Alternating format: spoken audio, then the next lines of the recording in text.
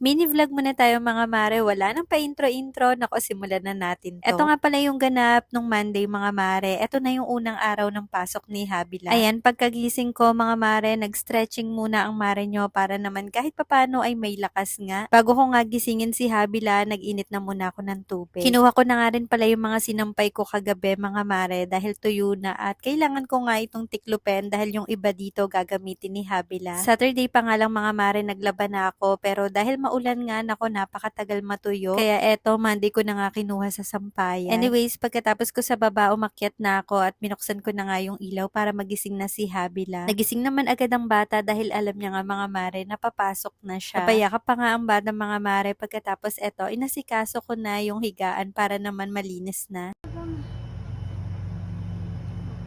Love you. I'm ready to go to school. Are you ready to go to school? Are you ready to go to school? Yeah. Yeah. Okay na, baba na tayo. Breakfast muna.